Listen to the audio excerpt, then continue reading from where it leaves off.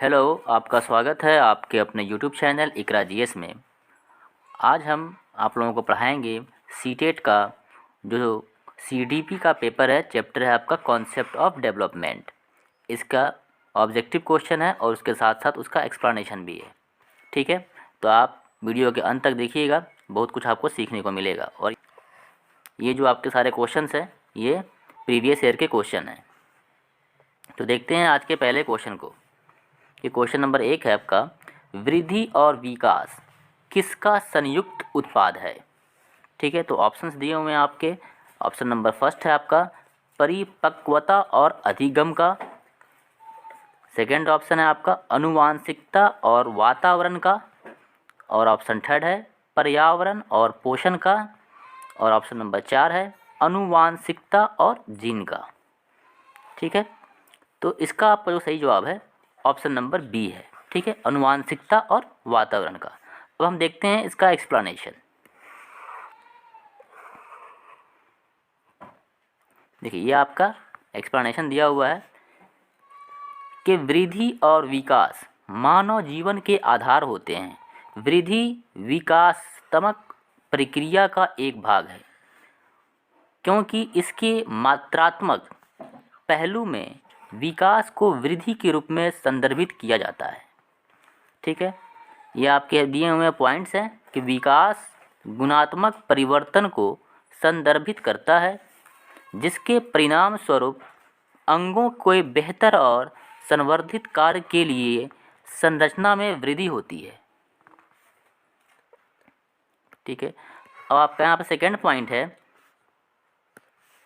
कि वृद्धि मात्रात्मक परिवर्तन को संदर्भित करती है जिसके परिणाम स्वरूप बच्चे की ऊंचाई, वजन और लंबाई में वृद्धि होती है। अब हम देखते हैं क्वेश्चन नंबर 2 को। क्वेश्चन नंबर 2 है, अनुपमा के 11 महीने की उम्र में पहला शब्द बोला और 2 साल की उम्र में अपनी गुड़िया के साथ अकेले खेलने लगी। विकास की इन कार्यक्रमों को कहा जाता है।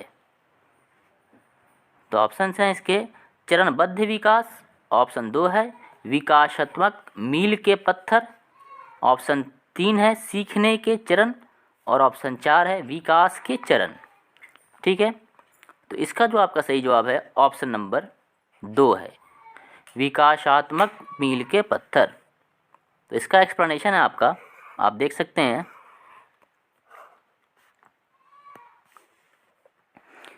कि विकास गर्भाधान से मृत्यु तक पूरे जीवन काल में मनुष्यों के विकास का वर्णन करता है। इसमें मानव विकास के सभी पहलुओं को शामिल किया गया है जिसमें शारीरिक, भावनात्मक, बौद्धिक, सामाजिक आदि शामिल हैं। नेक्स्ट आपका पॉइंट है कि उपर्युक्त जानकारी से यह निष्कर्ष निकाला जा सकता है कि विकास के इन कार्यक्रमों को विकासात्मक मील के पत्थर कहा जाता है।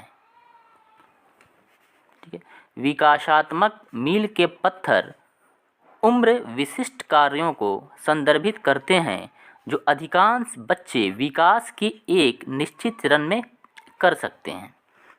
नेक्स्ट क्वेश्चन है आपका क्वेश्चन नंबर 3, निम्नलिखित में से विकास का कौन सा पहलू शैशवावस्था के दौरान प्रारंभ नहीं होता है। तो ऑप्शन हैं इसके नैतिक विकास।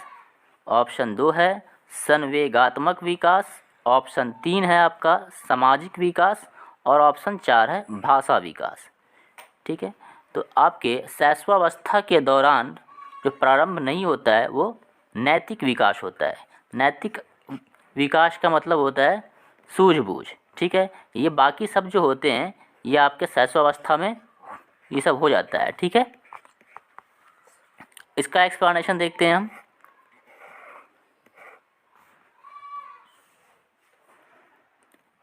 मानव के विकास को विभिन्न अवस्थाओं शैशवावस्था, बाल्यावस्था मीन्स प्रारंभिक एवं मध्यावस्था, किशोरावस्था और प्रौढ़ावस्था में विभाजित किया गया है।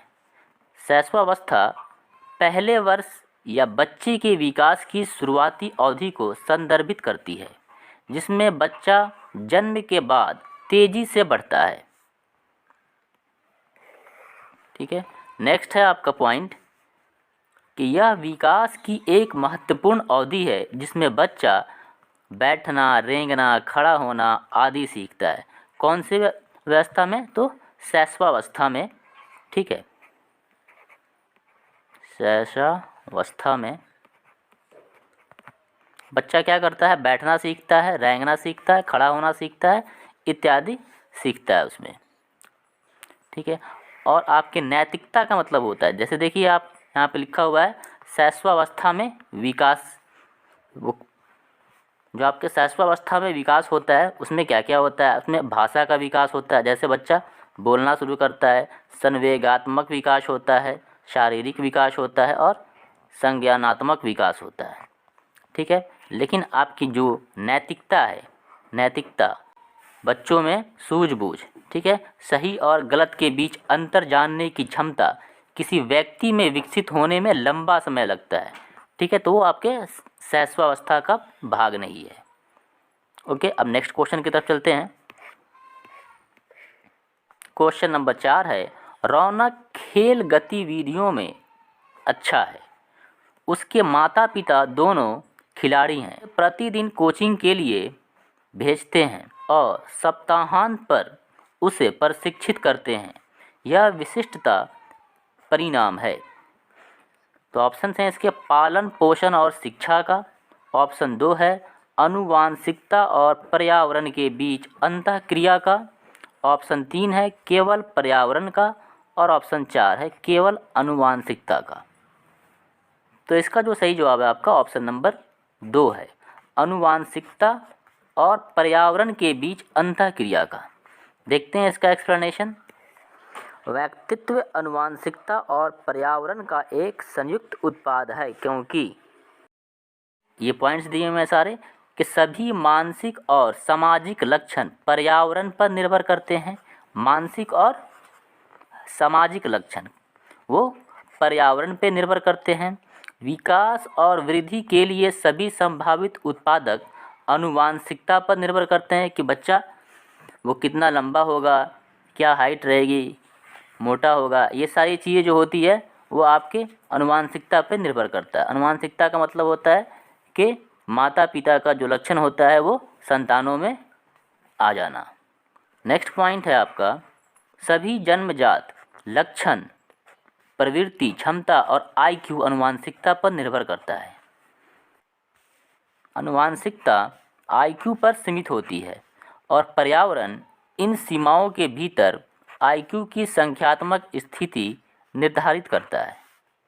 क्वेश्चन नंबर 5 है, शारीरिक विकास के संदर्भ में धारणा का पारिस्थितिक सिद्धांत क्या है? तो इसका कथन 1 है, इस सिद्धांत को पियाजे और बेल ने विकसित किया था। और नेक्स्ट कथन है आपका कथन 2 है, यह विकासशील संवेदी और अवधारणात्मक क्षमताओं को एक कार्यात्मक प्रणाली के अन्योन्याश्रित भागों के रूप में वर्णित करता है। ठीक है, तो इसके आपके ऑप्शंस दिए हुए हैं।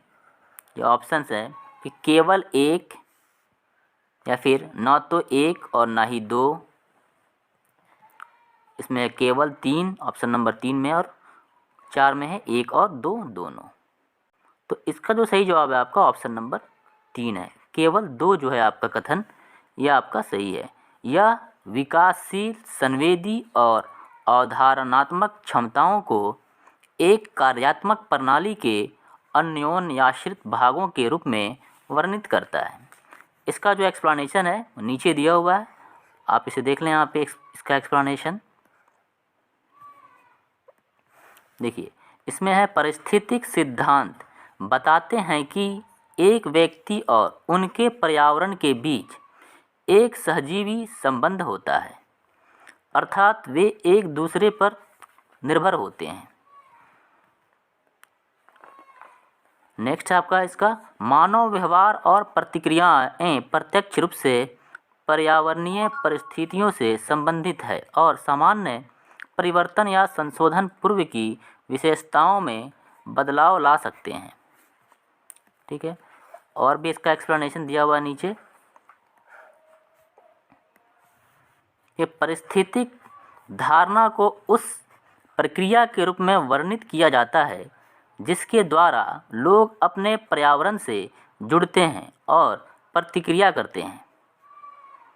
यह विकासशील, संवेदी और अवधारणात्मक क्षमताओं को एक कार्यात्मक प्रणाली के अन्योन्याश्रित भागों के रूप में वर्णित करता है।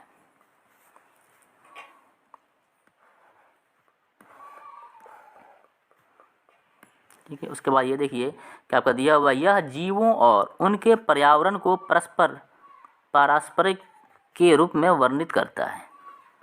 ठीक है, अतः हम यह निष्कर्ष निकाल सकते हैं कि भौतिक विकास के संदर्भ में धारणा का पारिस्थितिक सिद्धांत एक कार्यात्मक प्रणाली के अन्योन्याश्रित भागों के रूप में विकासशील, संवेदी और अवधारणात्मक क्षमताओं को वर्णन करता है। तो ये सेशन आपका यहीं समाप्त होता है। अगर आपको वीडियो अच्छी लगी तो आप हमारे चैनल को सब्सक्राइब करें। फिर मिलते हैं अगली क्लास में एक नए प्रैक्टिस सेट के साथ।